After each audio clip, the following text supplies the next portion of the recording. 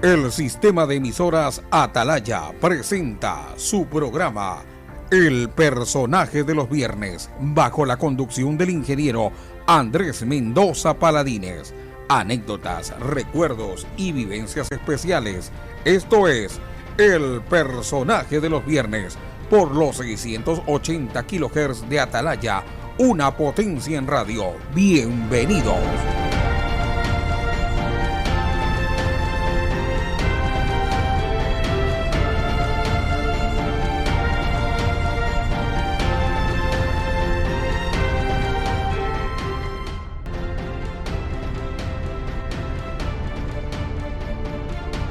Muy buenas tardes, amigos del Personaje del Viernes.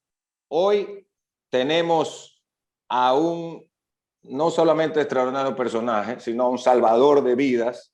Y no lo digo porque es mi amigo y además médico, el que me permite mantenerme saludable a esta juventud, que es el doctor Enrique Boloña Gilbert, nieto del doctor, en este caso, no el fundador, pero entiendo que es el hijo de la clínica Gilbert, su abuelo Enrique, además hijo también de un muy prestigioso galeno pediatra como el doctor Enrique Boloña Mármol, sobrino de otro prestigioso cirujano y director de la clínica Guayaquil y gran amigo, el doctor Roberto Gilbert Pérez Cordero, pero además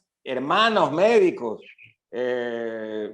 Su abuelo, el doctor Roberto Gilbert Elizalde, ¿usted cree que se pensaba que iba a tener tanto familia médico? Su tío también, Jorge Gilbert, es médico en los Estados Unidos.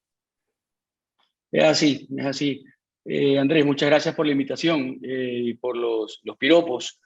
Pero es correcto, yo he tenido la suerte y la bendición de crecer en un ambiente, haber nacido, haber crecido en un ambiente muy médico, ¿no? Como tú bien has dicho, en realidad, imagínate, tengo abuelos de los dos lados, bisabuelos de los dos lados y tatarabuelos de los dos lados, por Boloña y por Gilbert, que eran médicos. Entonces, aparte su abuelito de esa Enrique Boloña, Enrique Boloña Rodríguez también era médico, su padre Francisco Boloña, el de la calle Francisco Boloña, sí.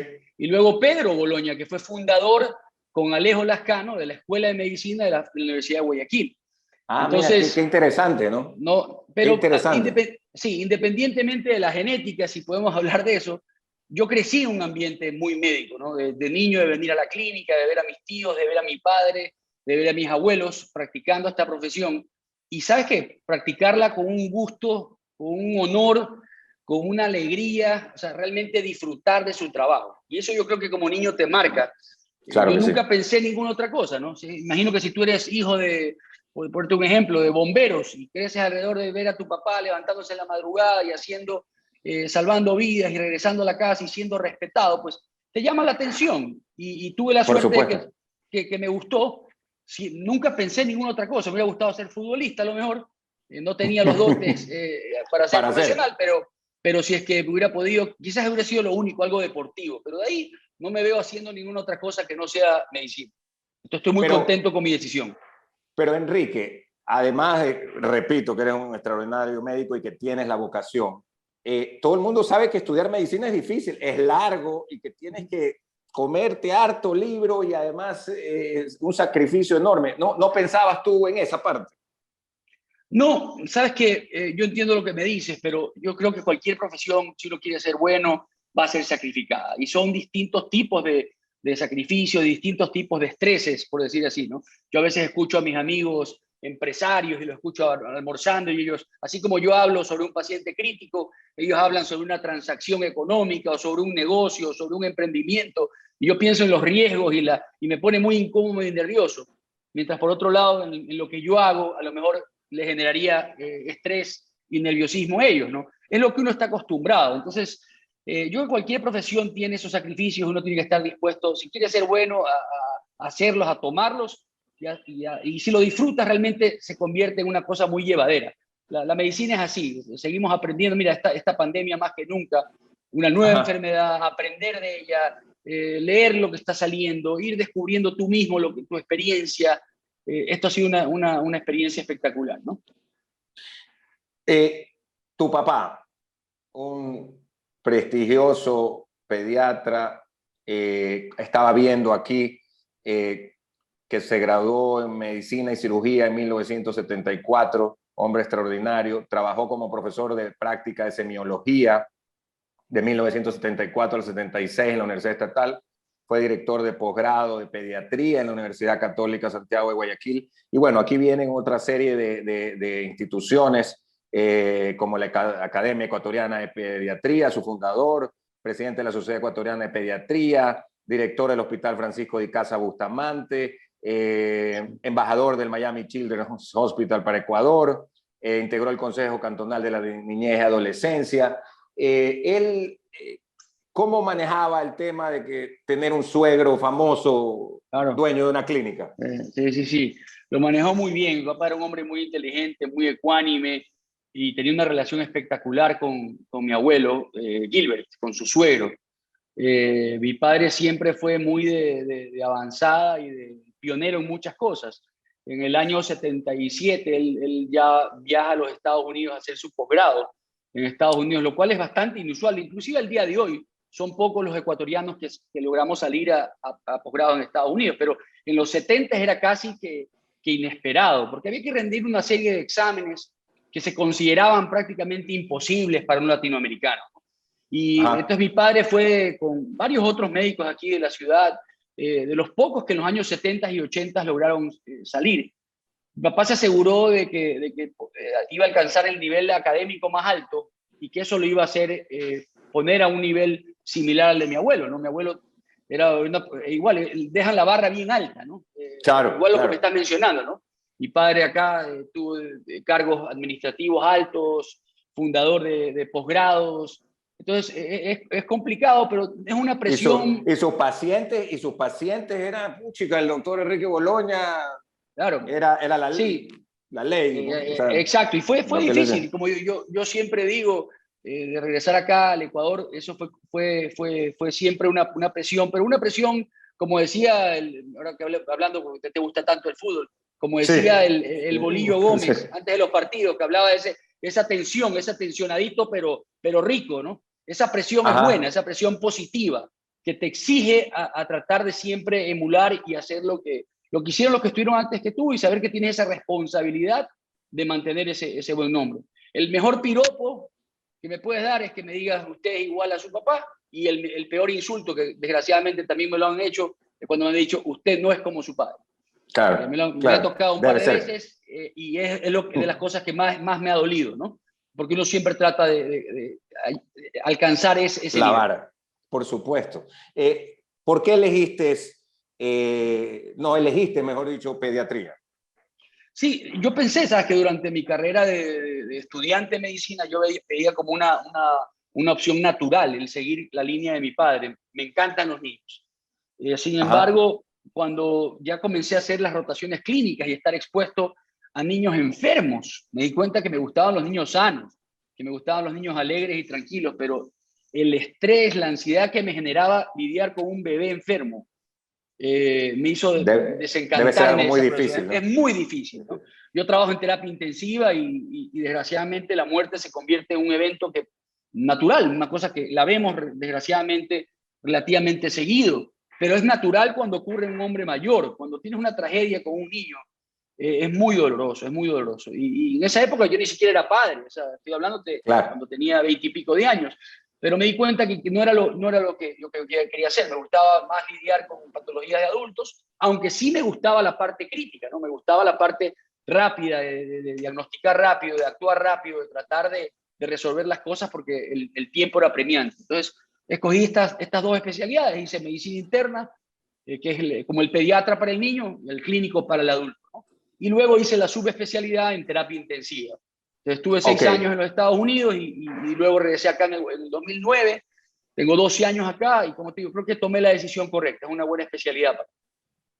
Estoy viendo justamente lo de tus especialidades en la Facultad de Medicina de la Mayo Clinic en Rochester, en la Facultad de Medicina de la Harvard Medical School,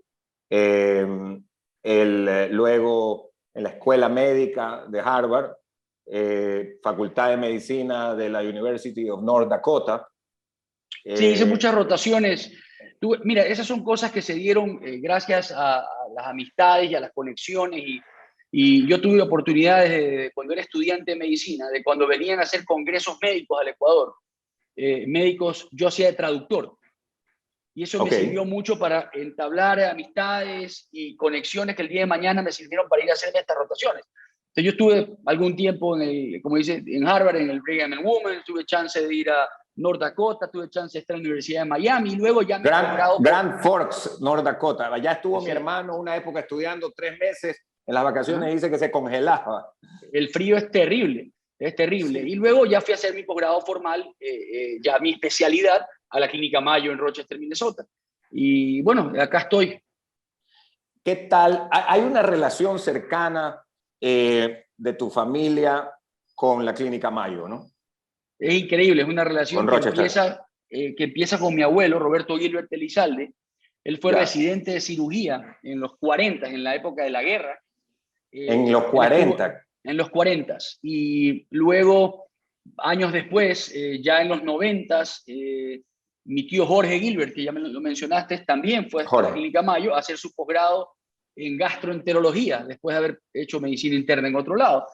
Y luego estuve yo, como ya tú sabes, hasta el 2009.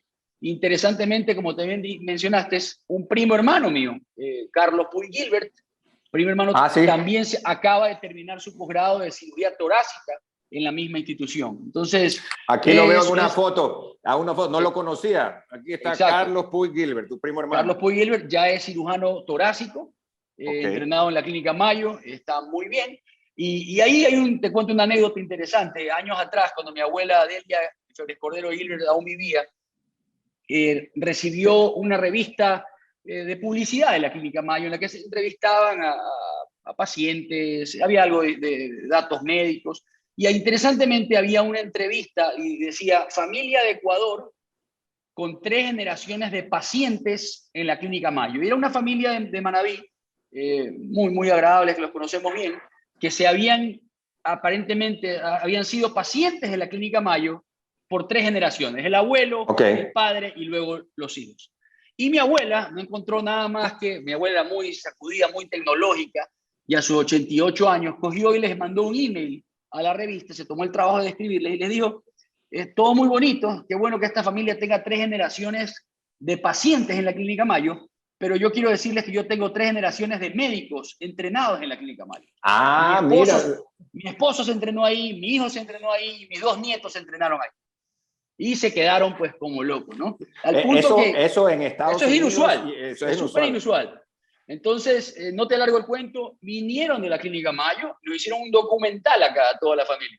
Nos entrevistaron a toda la familia, hicieron un documental que lo publicaron en su página web sobre esta familia de Ecuador que tenía 3 generaciones de personas entrenadas en su hospital. Fue muy bonito.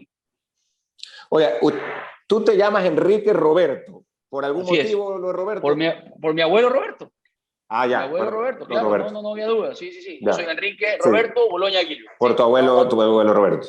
Hasta por los nombres no tenía mucha opción de ser ninguna otra profesión. Estaba obligado. Claro, dijeron, aquí le vamos a poner el nombre del papá y el nombre del abuelo. El abuelo, sí, no hay pierde. No hay pierde. Estaba viendo que tienes tú, en este caso, tu papá, el doctor Enrique Boloña Mármol y tu mamá, doña María Leonor Gilbert Febres Cordero, tienen 4 hijos, un hombre y 3 mujeres. Dentro de ellas, Luciana es doctora. Es correcto. Tienes otra hermana doctora, ¿no? Tengo la que me sigue, que se llama Valeria, es odontóloga. Valeria, luego María Leonor, que es educadora, y la tercera es médico y ya es cirujana. Luciana tiene un extra plus, porque te digo, la especialidad de cirugía es una especialidad muy pesada. Claro. Ella logró completar su posgrado de cirugía y es mamá de 2 niños. Ella, hijos, posgrados. Muy difícil. Sí, el año pasado se graduó, es una cirujana increíble, muy capaz. Yo le contaba el otro día, bueno, meses atrás, antes de la pandemia, casi un año atrás habrá sido, de un caso muy, muy grave que tuve en el que tuvimos una necesidad de una traqueostomía de emergencia. Esto fue en las 7 de la noche de un martes, habrá sido. Teníamos dificultad para poder realizarlo. Los intensivistas somos los que ponemos el tubo por la boca, pero no somos los que hacen los cortes en el cuello, ¿no? Y aquí... ¿Eso quién hace? ¿Quién hace los cortes? Ah, ya, los cirujanos. Ya. Entonces, no podíamos poner el tubo, era un hombre que pesaba 300 y pico de libras. Yo grito, que venga un cirujano, que necesitaba un cirujano, y se me presenta mi hermana. Y entonces... Ahí sí, estamos teniendo un problemita con el audio. Ahí está, ahí está. Yo soy la cirujana. Bisturí, ñaño, agarra ahí, coge, toma, pásame el tubo. Salvamos esa vida gracias a Luciana. Y me dio un gusto realmente ya que mi hermana menor me salve de una situación crítica. Fue una situación espectacular y estoy seguro que mi papá aplaudía desde el cielo. Mira, pero por supuesto, ¿cómo no? Tu papá tiene que haber estado desde el cielo, pues, orgullosísimo como pavo real. Además, en este caso, en tu caso, la sorpresa y también el orgullo, ¿no? Enrique, una pregunta, ¿cómo o cuánto te ha servido la conexión y los contactos en Estados Unidos, por ejemplo, en esta pandemia? Y no solo en Estados Unidos, en el mundo. Tenemos amigos intensivistas en Italia, en España, en Inglaterra, con los que prácticamente hablábamos a diario. Es más, creamos un chat de WhatsApp por el que nos mandábamos información, hacíamos comentarios, porque acuérdate que estamos lidiando con una enfermedad de la que no sabía nadie y todavía había mucho observacional, había muchas cosas que íbamos detectando y determinando, como que veo este patrón, ¿estás viendo lo mismo? ¿Te parece que esto está pasando? ¿Te parece que sí, estoy viendo lo mismo? Estoy usando este medicamento, ¿cómo te está yendo? A mí me está yendo bien, a mí también. Ok, adelante. Y después veías con el paso de las semanas que muchas veces se publicaban pues, los estudios clínicos y veías, estamos haciendo lo correcto, estamos bien, ahí vamos por el buen camino.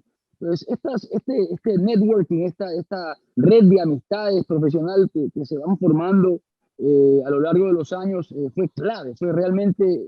o sea, hacían este chat y a veces hacían Zooms o más chateo. Un soporte psicológico también, ¿no? De desahogar, de la frustración, de la desesperación, porque a veces cosas que tú no querías ni hablar ni con tu familia, ¿no? Yo estuve 3 meses y medio aislado de mi familia. Yo entraba a la casa, me recibía mi esposa con baño, prácticamente me alcoholizaban, me sacaba la ropa afuera, entraba por un patio lateral a bañarme, a manguerearme en el patio para después subir a un altillo que tenía en mi casa, porque no sabíamos si yo regresaba a la casa lleno de virus y podía contagiar. Acuérdate que no se sabía no estaba todo muy claro. Yo estuve muy aislado y no querías llegar a la casa a dar malas noticias, por más de que estaba destrozado. No querías hablar con tu familia de lo negativo, querías venir a oír lo bueno, tratar de sacarte de la cabeza la pesadilla que habías vivido en la mañana, sabiendo que la mañana siguiente la pesadilla continuaba. Por eso yo lo he comparado con una pesadilla despierto. Entonces, por supuesto. Médica, pero también una red de amistad que te daba mucho soporte psicológico y moral. Vamos a hacer una breve pausa y volvemos inmediatamente con el personaje el viernes, el doctor Enrique Boloña Gilbert, una de las figuras más queridas de esta pandemia, porque ha estado salvando vidas en la clínica Guayaquil y además a sus pacientes de manera directa, a los que no se internaron. Por otro lado, a través de los medios de comunicación, como en Coavisa, en Atalaya, en muchísimos otros medios a los cuales les ha dado su tiempo, dentro de todo lo que nos cuenta, que ha estado full, para explicar y para tranquilizar y para contestar inquietudes de no solo de los periodistas, sino de la población, de la gente, ¿no? De todo este tema coronavirus. Vamos a la pausa y regresamos inmediatamente. No se olvide que aquí está nuestro canal de YouTube, para que usted continúe suscribiéndose. Los que no están suscritos, pues que lo hagan. Y tienen todos los programas anteriores, el personaje el viernes. Cuando estamos ya por cumplir un año de la cuarentena aquí en Ecuador, ya a nivel internacional, el día de ayer, incluso ya se habló de que era el año de todo el tema de la pandemia. Así es que con eso volvemos en un momento. Continuamos en el personaje del viernes, a un año del inicio oficial de la pandemia en nuestro país, en nuestra ciudad y también en algunos lugares del mundo que esta semana se hizo incluso publicidad. Claro, en China, en Italia, en España, empezaron los casos antes de lo que ocurrió en otros lugares, incluyéndonos a nosotros. Y justamente estamos dialogando con el doctor Enrique Boloña Gilbert. A propósito, tuvimos un problemita con el audio, pero ya se corrigió sin ningún inconveniente, de manera rápida, para poderlo escuchar nítido. Enrique, cuéntanos en lo que tiene que ver en sí al COVID. Los primeros días, cuando la clínica comienza, tú nos lo dijiste en algún momento en el programa Punto de Vista, cuando se comienza a llenar y comienzan a llegar más casos y además la tasa de mortalidad era muy alta. ¿Cuál era de parte de ustedes la respuesta ante esta situación? Porque aquí en Ecuador prácticamente no teníamos ni pruebas PCR. Sí, fue desconcertante, ¿no? Al principio, lo que sentías era pánico. Nosotros, al trabajar en terapia intensiva, como te digo, estamos acostumbrados a lidiar con situaciones críticas, pero no en el volumen y de la complejidad que teníamos al mismo tiempo. Y de ahí el otro componente que era muy diferente de lo que yo había hecho en mis últimos 10 años de practicar como intensivista, era que aquí cada vez que iba a atender un paciente era una potencial exposición, era una posibilidad de contagio, era una posibilidad de enfermarme y acabar en una cama al lado de mi paciente. Era una posibilidad de llevarme el virus a la casa y contagiar a mi madre o a mi esposa o a mis hijos. Entonces esa sensación de pánico, de miedo, era a diario, ¿no? Y luego lo frustrante y lo deprimente que puede ser cuando estás entrenado para salvar vidas y no puedes, a pesar de hacer lo que normalmente haces, ¿no? Claro, claro. Entonces, con todas tus herramientas, con todo tu equipo, porque ese es otro punto que también quiero dejar bien claro, ¿no? Quizás yo he sido la cara visible de la Clínica Guayaquil, pero no te imaginas la cantidad de gente que está detrás mío, ¿no? A mí me ha tocado ser un poco el vocero, pero desde la parte administrativa, con mis primas, Melissa, Mónica, con... Ellas son las hijas de Roberto, ¿no? Hijas de Roberto. Claro. Nosotros tuvimos semanas antes de que explote la situación en Guayaquil, cuando ya había pocos casos. Acuérdate, solo podíamos hospitalizar pacientes con COVID en el hospital del Guasmo, o sea, fue la recomendación inicial, lo cual se sobrecargó y se llenó pues muy rápido, ¿no?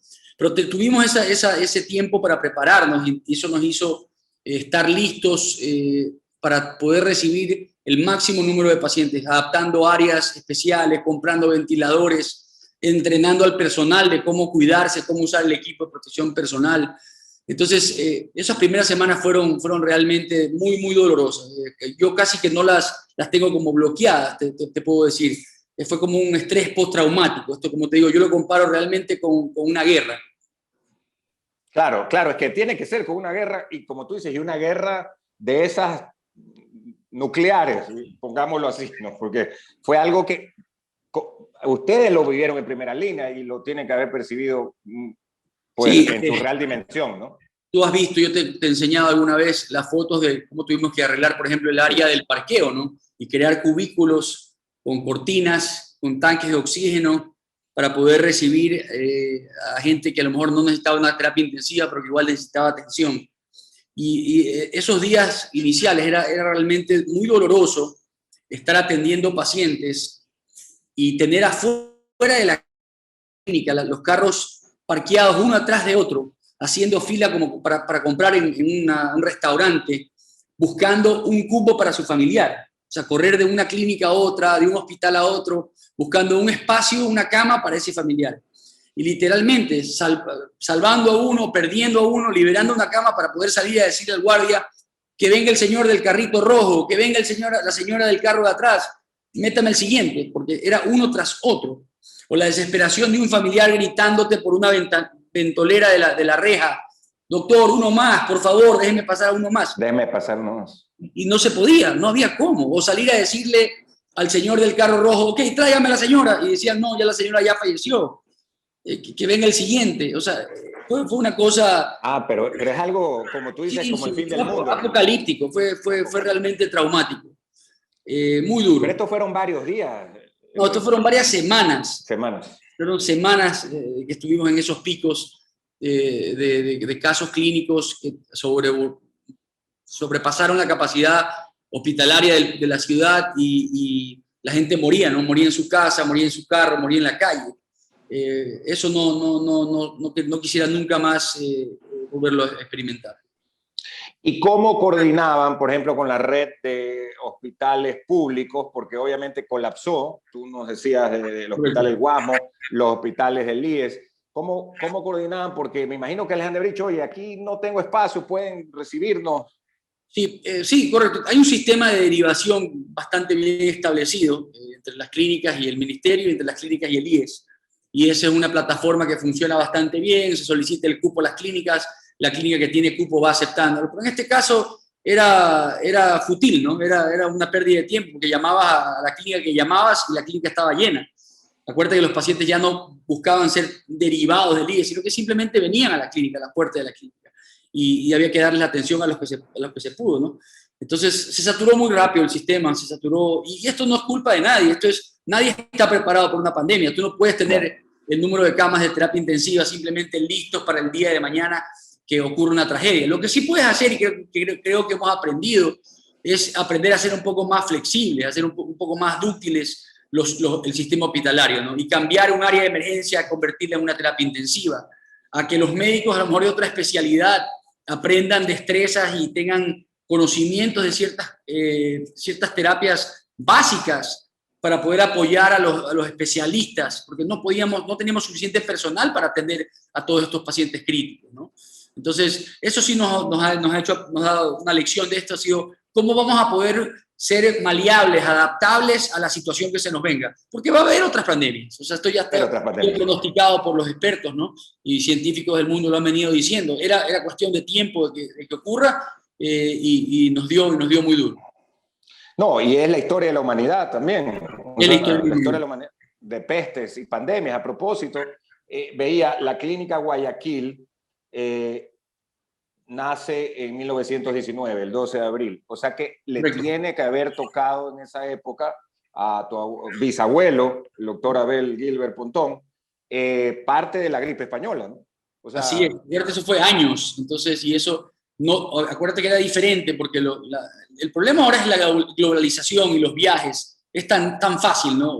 Ahorita estás en Guayaquil, en 4 horas estás en Miami, en 8 horas estás en Nueva York, en 8 horas más estás en Londres, en 8 horas más estás en Beijing. O sea, es muy fácil que una pandemia... La movilidad de la pandemia. Exacto, es tan fácil que se incendie el mundo entero como nos pasó, ¿no? Que eso fue un poco más lento en la época 1918, pero ahora tenemos también la tecnología y usarla a nuestro favor, los avances médicos, científicos, el desarrollo de las vacunas, el conocimiento y las medidas de higiene que todavía hay que preservar para tratar de erradicar, ¿no?, este virus y que desaparezca del todo, no se quede con nosotros como un virus endémico. En las primeras semanas había mascarilla era efectiva, no solo aquí, sino a nivel mundial, ¿no? La Organización Mundial de la Salud. Si los guantes que se utilizaron también, en el momento decían que sí, que valía que se los use, luego ya quedó claro que no. Y así, me imagino que medicinas también, habrán dicho esta puede ser, esta quizás. Completamente. Mira, partiendo por lo que hablabas tú de la mascarilla, ¿no?, la forma de contagio. Seguramente si vemos entrevistas, a lo mejor alguna entrevista que tú mismo me hiciste al principio de la pandemia, a lo mejor digo, yo mismo lo digo, el virus no se quedaba en el ambiente. Pensábamos que la transmisión era solo por gotas de flush que uno produce al respirar, al toser y al hablar, pero partículas grandes. No sabíamos de este mecanismo de que el virus queda suspendido en el área por varios minutos y hasta en horas en espacios cerrados, lo que permitía que el contagio sea mucho más fácil y sea mucho más transmisible. Y esa información equivocada, yo no creo nunca que haya sido por mala voluntad, sino simplemente por desconocimiento, hizo que las recomendaciones de la OMS y el CDC sean justamente no usar mascarillas para el público. Y luego cambió la regla y eso generó desconfianza, ¿no? Si las grandes autoridades y las grandes potencias primero nos dicen que sí, ahora nos dicen que no, ahora me dicen que no, eso genera mucha desconfianza, claro que sí. Mucho problema después. ¿Qué es lo que estamos pagando ahora con las vacunas, con los tratamientos? Tiene la duda, ¿no? Todo generado por esta falta de información o información equivocada. Y hablando de este pico, ya para salir del pico, ¿va desde marzo hasta mediados de mayo o fines de mayo? Y hasta mediados de mayo. Realmente el peor mes fue el mes de abril y las 2 primeras semanas de mayo. Y luego hubieron meses un poco más calmos, julio, agosto, septiembre. Yo me acuerdo que ese fue el momento más bajo mío, psicológicamente, emocional, estaba quemado. Claro. Cuando pasó la tormenta, no pasó el tsunami, porque durante el tsunami estás tan ocupado que no tienes tiempo de estar deprimido, preocupado o estresado, estás tan cansado y entras en esa ola, en ese movimiento diario como una bola de nieve. Pero en septiembre me acuerdo que estaba quemado y luego hubo, mejoría de la situación hasta que de nuevo noviembre, fiestas en octubre, fiestas en noviembre, diciembre, y hemos estado enero, febrero y marzo realmente bastante a tope de nuevo. No tenemos pues el grado de sobrecarga del inicio de la pandemia, pero no ha bajado el grado de ocupación de camas. O sea, mis camas no duran 4 horas libres. Literalmente el paciente se va de alta o el paciente fallece, se libera una cama, se desinfecta esa cama e ingresa otro paciente. Es pero casi que simultáneo. Inmediatamente. Inmediato. O sea, la ocupación de camas en áreas críticas a nivel de Guayaquil sigue al tope. Y los respiradores o ventiladores que el año pasado tanto se hablaba, ¿cómo estamos? Bueno, eso depende de cada institución, ¿no? Cada institución, pero esa necesidad imperiosa de tener que compartir ventiladores, que inclusive se desarrollaron técnicas para hacer, realmente no ha existido, ¿no? Han habido más bien otras terapias que se usan con máquinas similares al ventilador, pero de manera no invasiva, o sea, sin un tubo, con mascarillas o con cánulas especiales, que han sido ahorita realmente claves para el manejo de estos pacientes. Y la mayoría de lugares se han logrado equipar y tener sus instrumentos listos para poder atenderlos. Enrique, para que la gente, ya hemos hablado de esto, pero lo entienda un poco mejor, las vacunas que se han conseguido en la historia, por ejemplo, contra pestes como la famosa viruela y otras, la peste bubónica, el sarampión, etcétera, etcétera. En su momento me imagino que también algunos dudaron de que podía tener la efectividad o cuáles eran sus efectos secundarios. Sí, y entiendo la pregunta, pero así como aceptamos la evolución y el progreso del ser humano en otros ámbitos de la vida, como por ejemplo, es como te compara y te diga, a ver, tú me quieres llevar en un avión de Guayaquil a Madrid en 8 horas, pero antes se demoraban 4 semanas en un barco. Entonces, sí, yo no me voy a trepar en un avión porque lo que funciona es el barco de 4 semanas. Eso es más o menos lo que está ocurriendo con la ciencia.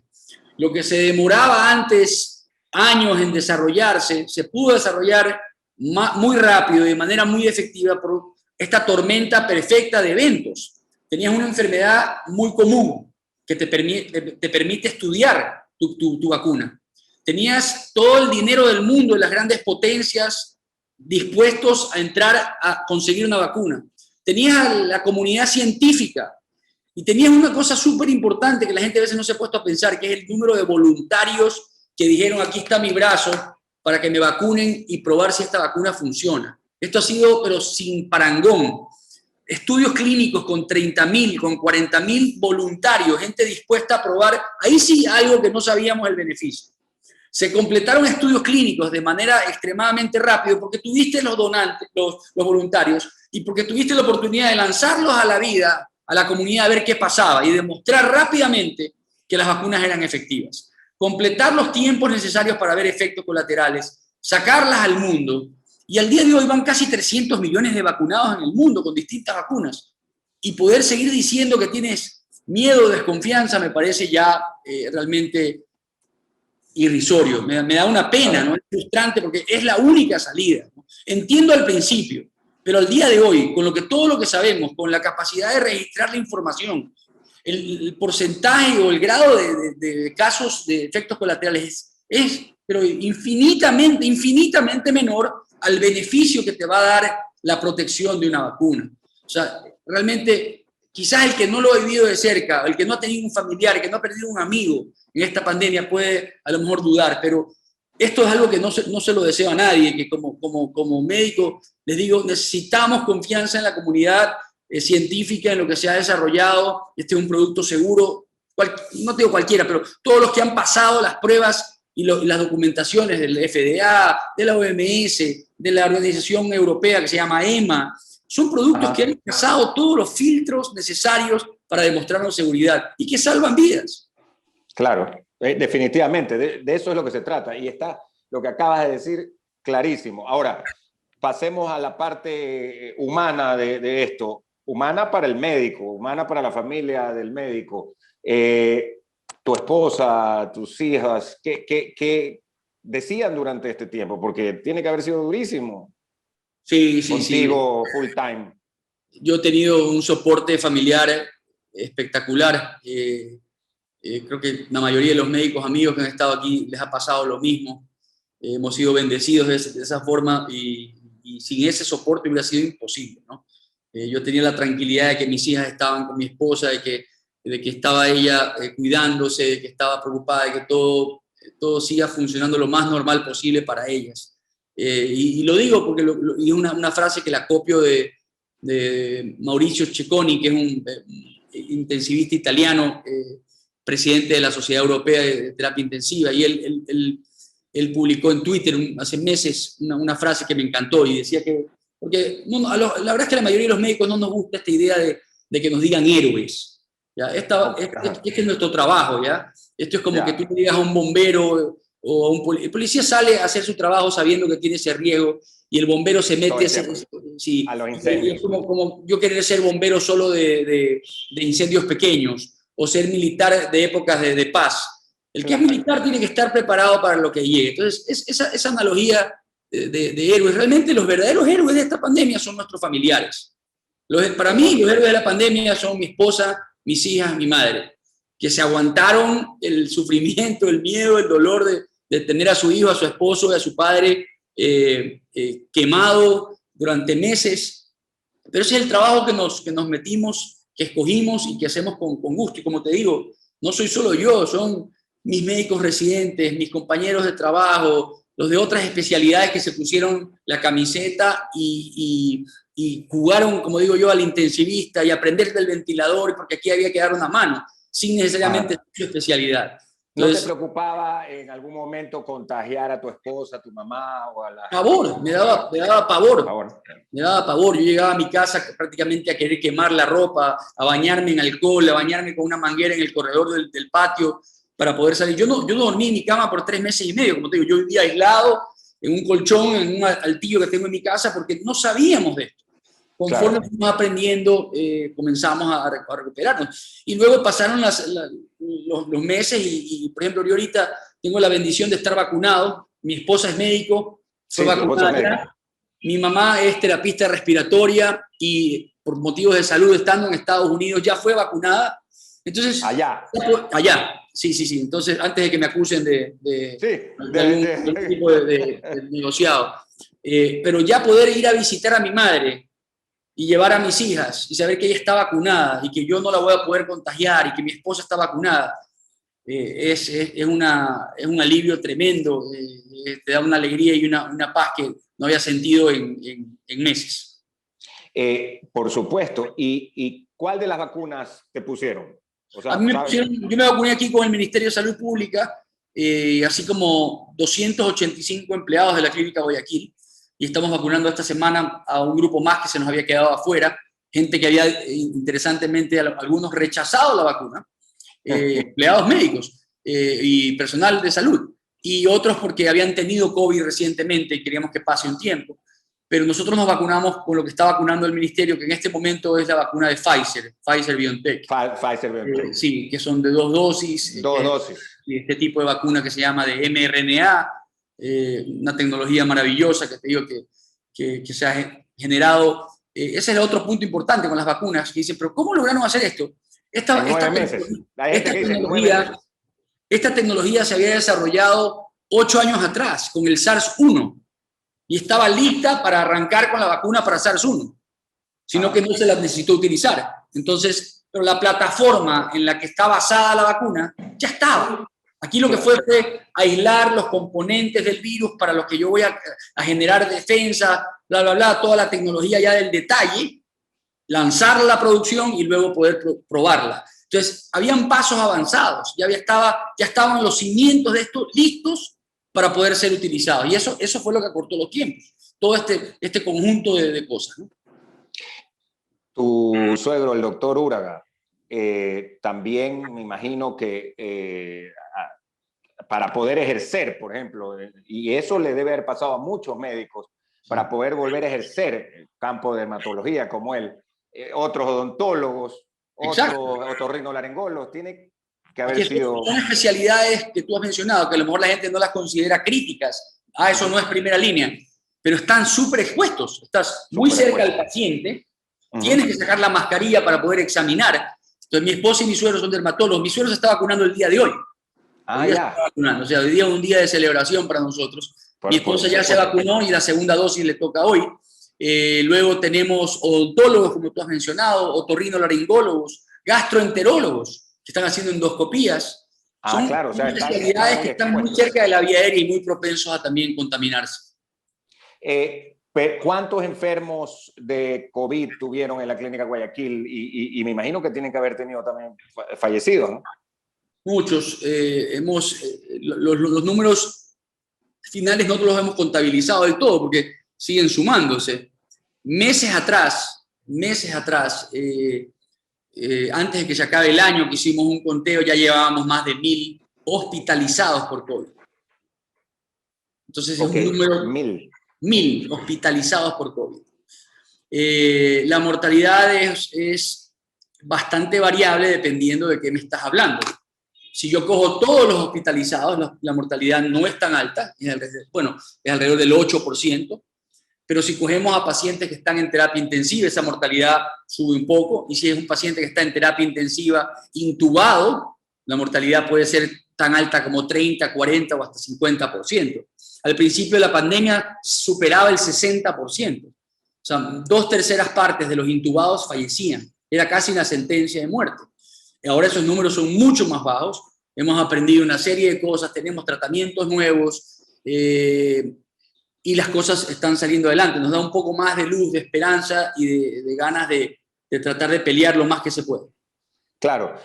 Para ir terminando, yo también te preguntaba en el caso del personal de la clínica, ¿cuántos se contagiaron más o menos y si hubo fallecidos? En terapia intensiva se nos contagiaron 54% de la gente que trabaja entre médicos y enfermeras, altísimo.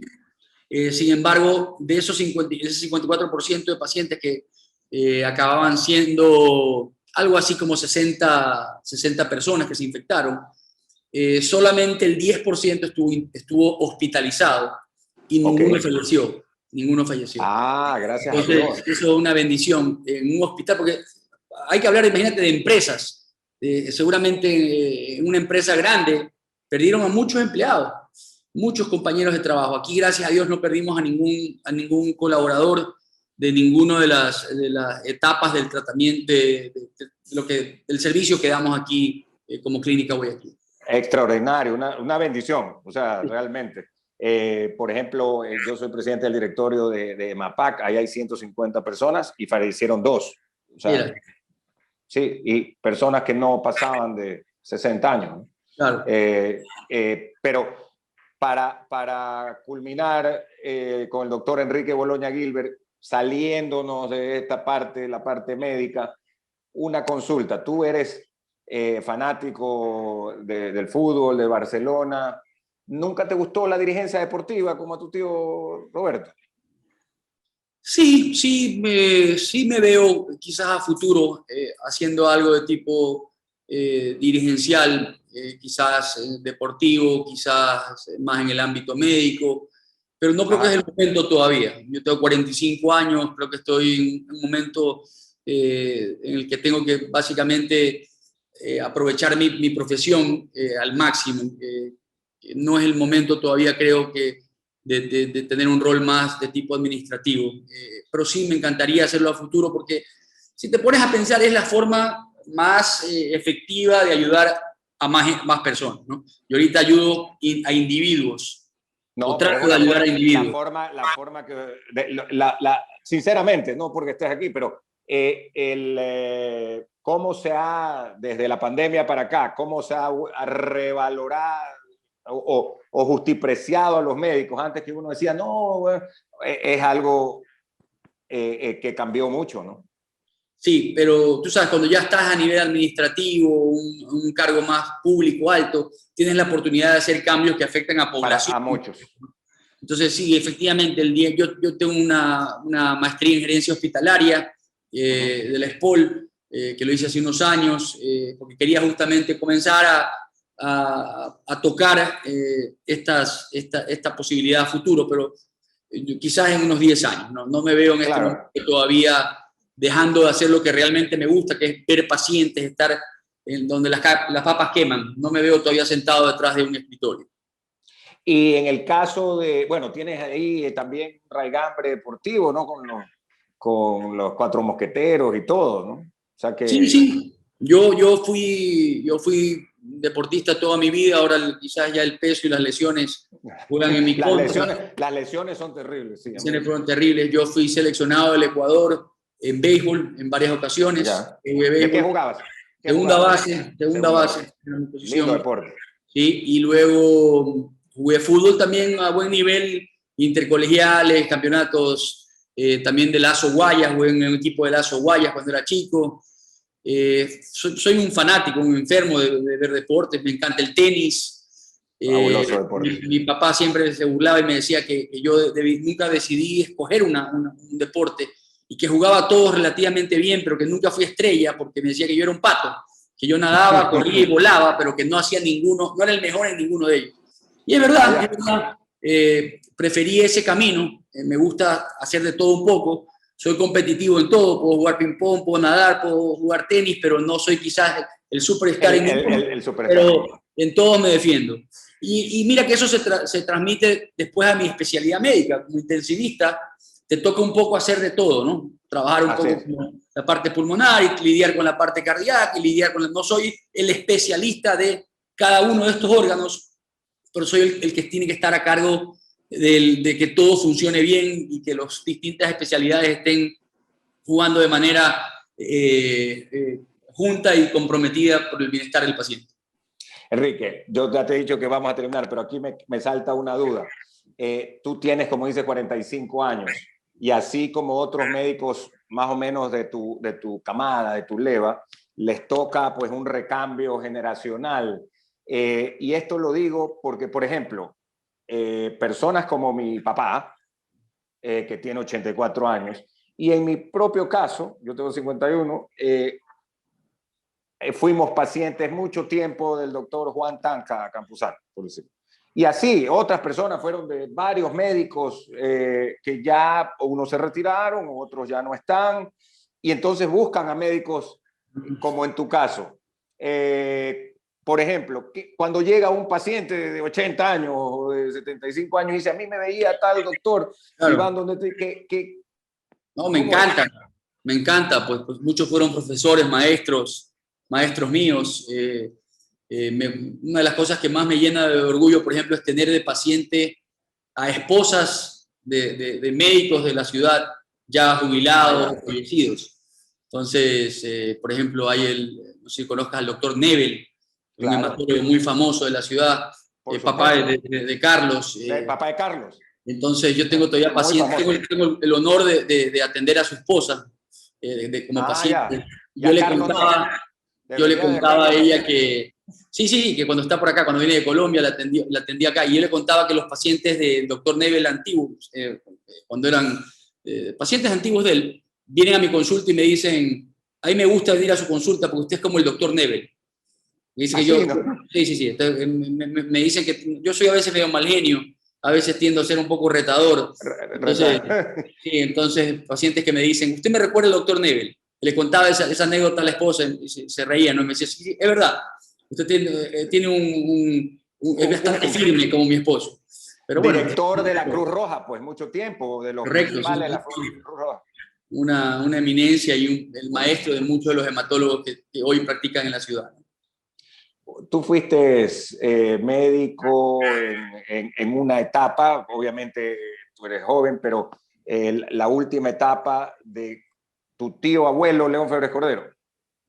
Es correcto, sí. Tuvimos la Ahí le ponías carácter o él te ponía carácter. Sí, no, le ponía carácter, pero él era un hombre muy inteligente, que sabía de todo. Mi tío Roberto lo atendíamos en la última etapa de su vida y sí, yo siempre me acuerdo, porque yo le decía, tío, tiene que hacer esto.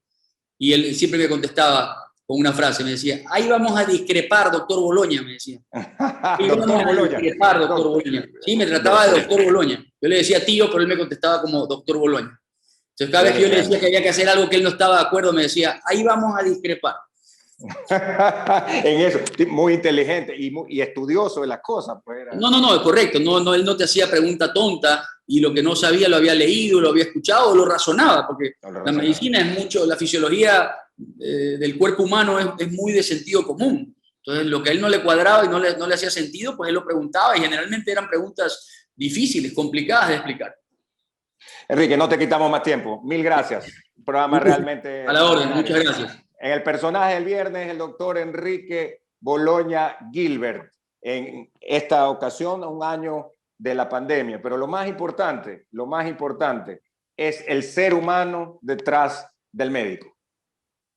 Que tenga una muy buena tarde. Mañana se reprisa este programa, sábado a las 9 de la mañana y el domingo a las 7 de la mañana y obviamente en todas nuestras redes sociales.